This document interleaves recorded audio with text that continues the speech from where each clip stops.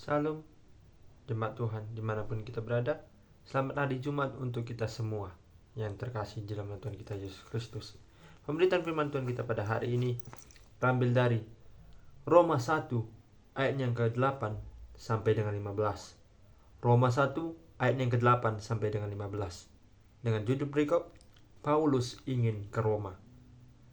Pertama-tama aku mengucap syukur kepada Allahku oleh Yesus Kristus atas kamu sekalian, sebab telah tersiar kabar tentang imanmu di seluruh dunia.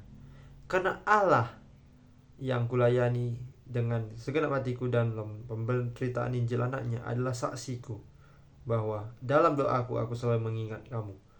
Aku berdoa semoga dengan kehendak Allah aku akhirnya beroleh kesempatan untuk mengunjungi kamu.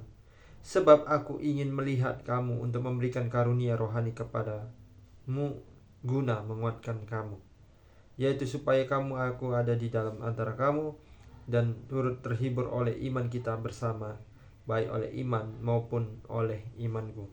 Saudara-saudaraku, aku mau supaya kamu mengetahui bahwa aku telah sering berniat untuk datang kepadamu, tetapi hingga kini selalu aku terhalang agar di tengah-tengahmu aku menemukan buah, seperti juga di tengah-tengah bangsa bukan Yahudi yang lain.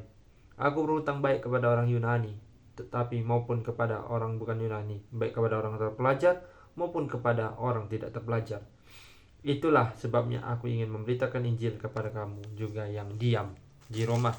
Sejauh ini pemberitaan firman Tuhan, berbahagialah orang yang mau mempraktekkan dan melaksanakan perintah firman Tuhan ini dalam kehidupannya sehari-hari. Haleluya. Sekali lagi saya menyapa kepada kita semua, selamat hari Jumat untuk kita semua yang terkasih dalam Tuhan kita Yesus Kristus.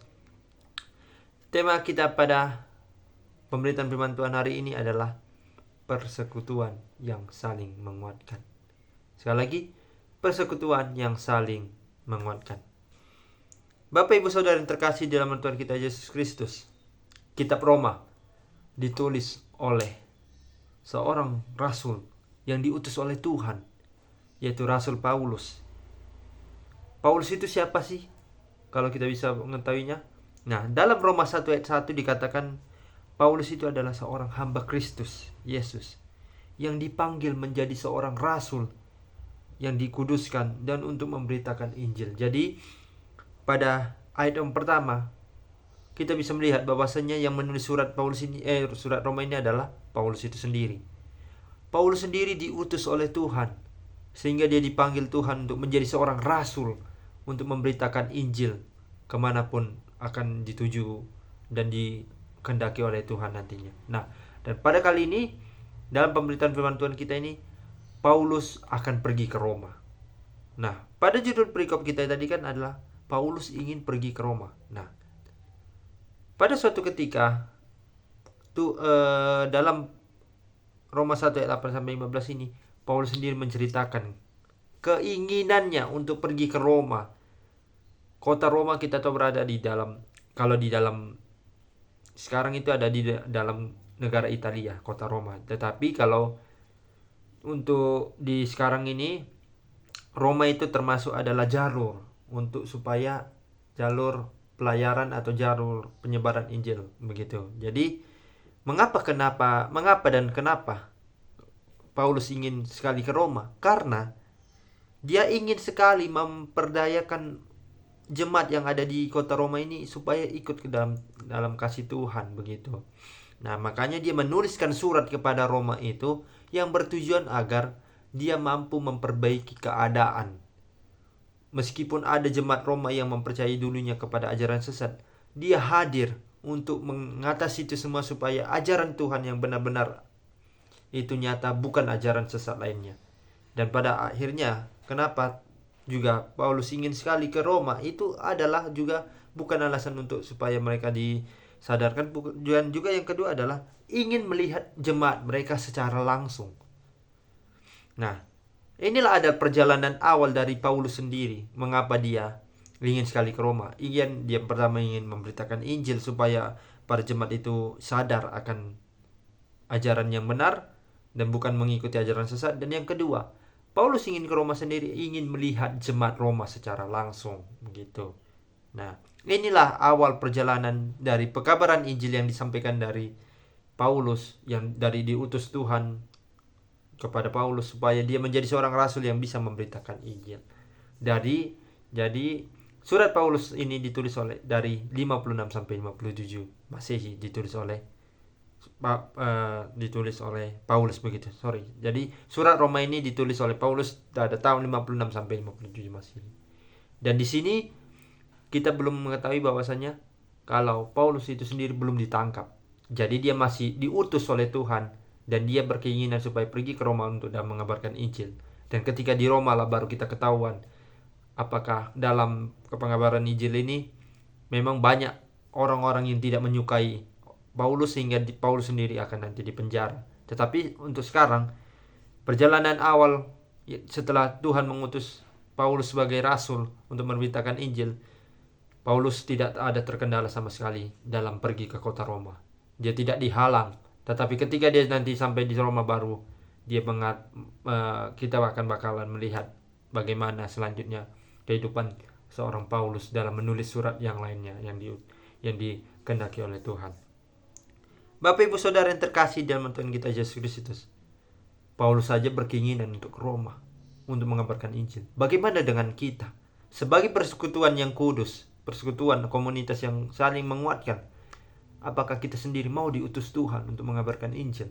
Sebagai persekutuan, sebagai kumpulan komunitas, apakah kita mau siap diutus Tuhan untuk menjadikan kita sebagai seorang pekabaran Injil? Apakah engkau sudah siap? Apakah kita sudah siap untuk mengabarkan Injil yang kita tidak tahu kota mana akan kita tuju? Karena hanya Tuhan yang akan tahu kemana akan kita tuju. Banyak sekali nabi-nabi, banyak seperti Rasul Paulus ini, nabi-nabi yang lain itu, ketika mereka diutus Tuhan untuk mengabarkan Injil, seperti Nabi Yeremia, kita tahu bahwasanya Tuhan mengutus Nabi Yeremia sejak dari kandungan. Dia sudah mengatakan kepada Yeremia itu adalah, Tuhan, aku akan mengutus engkau sebagai seorang nabi. Ketika engkau dalam kandungan, aku sudah mengetahui engkau.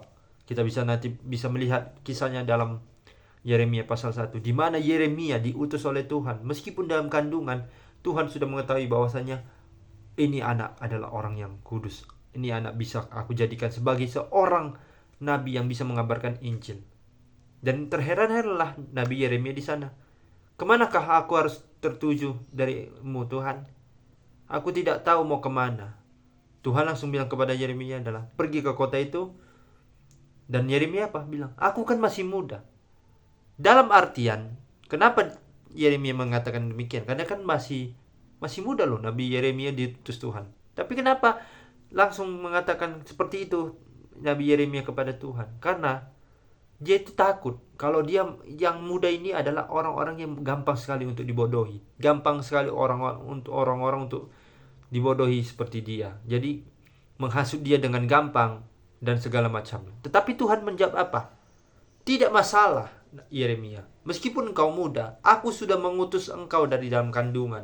Aku mengutus engkau sebagai seorang nabi yang mampu mengabarkan Injil. Sebagai seorang yang benar-benar memperkuatkan iman, memperkuatkan kedaulatan, agar mereka melalui pengajaran yang aku ajarkan kepadamu, mereka bisa mempraktekannya dalam kehidupannya sehari-hari. Begitu. Jadi pertanyaannya kepada kita semua, banyak sekali cerita-cerita nabi yang dulunya bukan nabi, tetapi ketika Tuhan mengutus mereka menjadi seorang nabi, mereka menjalankan apa yang dikehendaki oleh Tuhan. Itu pertanyaannya, mengapa kalau kita diutus Tuhan untuk menjadi persekutuan yang kudus, komunitas yang saling memperkuat satu sama lain, apakah Anda siap untuk menjadi seorang yang benar-benar diutus dalam mengabarkan Injil? Apakah engkau siap untuk bukan dibuang, tetapi dikehendaki Tuhan untuk pergi ke kota yang kita tidak tahu di mana, dan bertemu dengan orang-orang yang baru, orang-orang yang memiliki ilmu yang tinggi dan segala macamnya? Apakah kita siap dalam hal itu semua? Dalam hal ini saya yakin kepada kita semua, sebagai umat Kristiani yang baik, yang terkasih dalam Tuhan kita Yesus Kristus, saya yakin kita pasti akan siap kalau kita mengandalkan yang namanya Tuhan, mengutamakan Tuhan, bisa mampu berrelasi dengan manusia lain, berelasi dengan alam begitu, kita bisa akan mengandalkan dan juga menyabarkan Injil itu dengan secara mudah, meskipun banyak sekali rintangan yang akan kita lewati, seperti nantinya Paulus ketika dia mengabarkan Injil melalui surat-suratnya, dia pada akhirnya juga dipenjara oleh karena kebaikannya. Itu bisa kita kendaki dari apa yang dialami oleh Paulus. Dia tidak menyerah. Karena kan kalau kita sebagai orang, terkadang kalau kita masuk penjara, pasti hidup kita pasrah. Kita mau bertobat, mau berubah, ataupun malah menjadi-menjadi. Tetapi kalau dengan Paulus sendiri, dia tidak menyerah. Meskipun dia penjara, dia itu orang baik. Dan kenapa orang baik bisa masuk penjara? Karena yaitu mengabarkan Injil tadi. Makanya kenapa Paulus nantinya akan dipenjara begitu.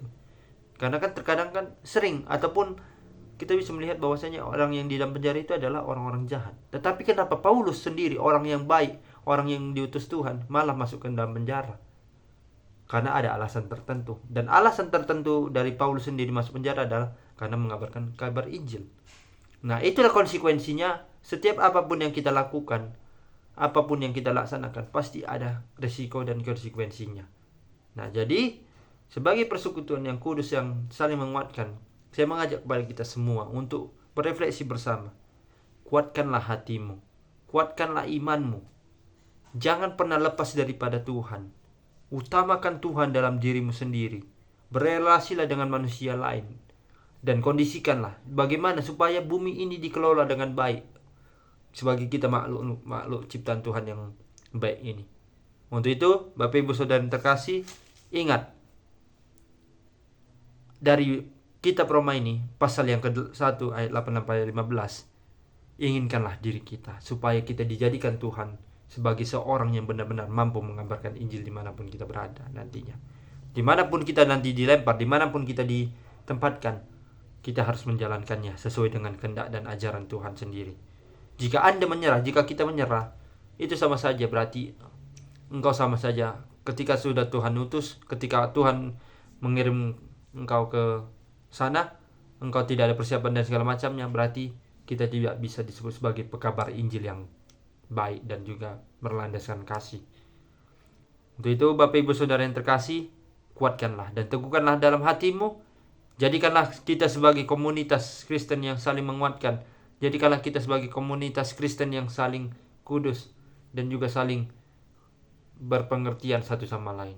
Karena dalam hal demikian, kita pasti akan menjalankan yang namanya kehendak Tuhan, dan juga Tuhan akan senantiasa selalu memberkati kita.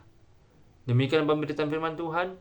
Semoga bisa bermakna dan bisa berarti bagi kehidupan kita sehari-hari. Bagaimana kita bisa mengabarkan bahwasanya kita ini adalah umat-umat Allah yang mampu mengabarkan Injil kemanapun akan kita jalankan seturut dengan kehendak Allah. Amin.